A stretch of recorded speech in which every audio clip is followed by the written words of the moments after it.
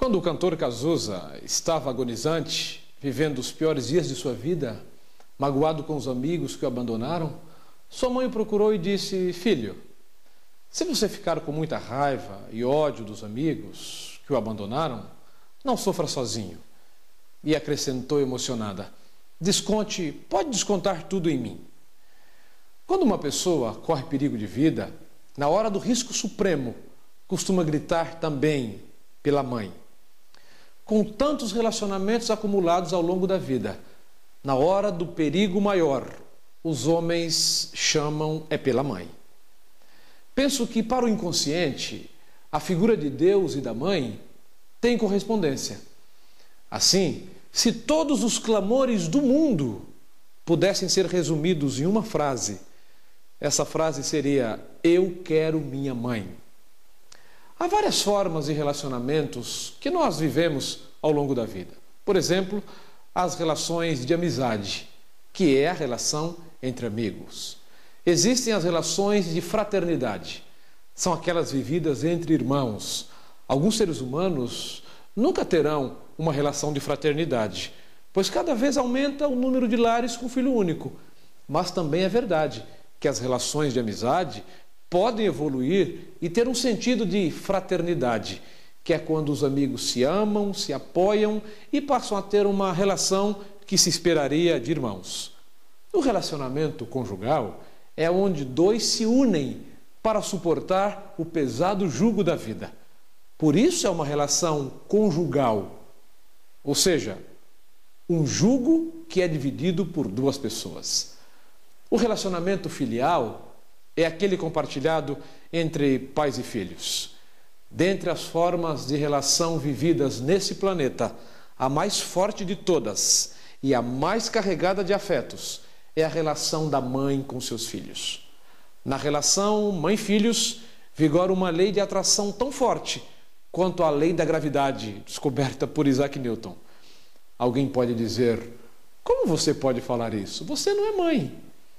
De fato, não sou. Ocorre que o luto mais difícil e longo para ser elaborado é o luto da mãe que perde o filho. Daí, nós deduzimos ser essa a relação mais carregada de afetos. Dentre todas as perdas que o ser humano tem que suportar em sua curta vida nesse mundo, a perda de um filho é a mais desesperadora e desestruturante de todas. Outro dia, uma mãe que perdeu um filho me disse: "Na hora em que o caixão baixou à sepultura, senti que arrancavam o meu coração de dentro do peito e o jogavam ali, junto com o caixão onde meu filho estava sendo enterrado. E desse dia em diante," me disse a mãe, emocionada, "eu não tenho mais coração. Eu tenho só uma bomba que faz o sangue circular nas veias e nas artérias." Algumas mães sabem o dia exato em que engravidaram. Elas dizem: "Eu sei o dia em que eu engravidei. Naquele dia tomei um banho mais demorado, passei um perfume sedutor, coloquei a lingerie que ele gosta", dizem. E ela diz: "Naquele dia não teve jogo na televisão, naquele dia o celular estava carregando e eu desliguei o telefone." E essas mulheres suspiram e me dizem: "Foi naquele dia, foi naquela noite." Depois da gravidez, após o nascimento do bebê, por 9 meses, a mãe dá forma e nutre o filho com seu próprio sangue. Quando está no útero, o bebê precisa ser alimentado. E o sangue da mãe é que lhe proporciona todos os nutrientes dos quais necessita. Quando está no útero, o bebê precisa de oxigênio, mas seu pulmãozinho ainda não trabalha. E o bebê retira o oxigênio do sangue materno. Não é sem motivo que os bebês pensam, claro, pensam do jeito deles. Os bebês pensam que são um pedaço da mãe. E ter de separá-lo da mãe, cortando o cordão umbilical, é a prova de que o bebê pode estar correto. Pode estar correto quando ele se imagina um pedaço da mãe. Após o nascimento do bebê, o corpo da mãe é a fonte de todo gozo e bem-estar. O cheiro da mãe, os movimentos, o balanço do corpo, A maciez da pele, a temperatura do corpo e o timbre da voz, a quintura do leite, a intuição do bebê é: se essa mãe não existisse, eu estaria perdido. Evidentemente, o bebê não raciocina assim, ele não pensa assim, mas intuitivamente o bebê associa, ele atrela, ele engancha a sua vida à vida e à existência dessa mãe. É por isso que, na ausência da mãe, a criança tem uma sensação de morte. Veja, o bebê interpreta a ausência da mãe como morte da mãe. E, portanto, a morte dele, o bebê. Só mais tarde ele vai lidar melhor com isso, a ausência da mãe. Alguns, no entanto, jamais lidarão bem com a ausência da mãe. Os bebês não têm o que nós chamamos de presença do objeto. O que é a presença do objeto? A presença do objeto é quando o objeto, mesmo não estando presente, o bebê intui que o objeto existe. Por exemplo, quando a mãe está presente, o bebê olha e diz que essa mãe existe. Quando a mãe sai do quarto, quando ela vai para a sala, vai para a cozinha, o bebê pensa: essa mãe não existe mais. Assim, ao longo do dia, o bebê passa por situações de grande ansiedade, de grande medo e de grande estresse. Mas quando a mãe aparece, ele pensa: a mãe agora existe de novo. A mãe reviveu, a mãe ressuscitou. Ao longo do dia, para o bebê, a mãe morre e ressuscita várias vezes. E só mais tarde, o bebê entenderá que quando a mãe desaparece, ela ainda existe, mas em outro lugar.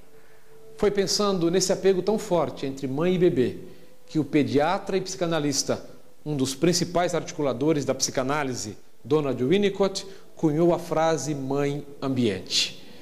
Para Winnicott, essa expressão mãe ambiente explica que para o bebê a mãe é todo o sentimento do mundo. Por exemplo, se a mãe está depressiva, isso significa que todo o mundo está depressivo e forçosamente ele, o bebê que compõe esse mundo, também estará depressivo. Se a mãe está numa crise severa de ansiedade, isso quer dizer que tudo o mais que existe nesse mundo e no ambiente está em ansiedade. Logo, ele, o bebê, também estará em ansiedade. Por exemplo, se o bebê vê a mãe chorando, ele entende que ao redor, que no mundo, no ambiente em que ele está, nada mais existe que possa trazer alegria, paz, felicidade. Se mamãe está chorando, então o mundo é um lugar extremamente desesperador e não há mais motivo para continuar vivendo nesse mundo. O bebê funde na mãe todo o sentimento que há no mundo. E ele pega o sentimento que extrai da mãe e ele generaliza para todo o mundo ao seu redor. Nesse sentido, a mãe cria o ambiente no qual o bebê está se desenvolvendo. Daí a importância da vida afetiva, da vida emocional da mãe, tanto no período pré-natal quanto após o nascimento de um bebê. É a mãe que instala no bebê o princípio do prazer. É com a mãe que o bebê aprende a crer na felicidade, na bondade, na vitória, no sucesso e no amor.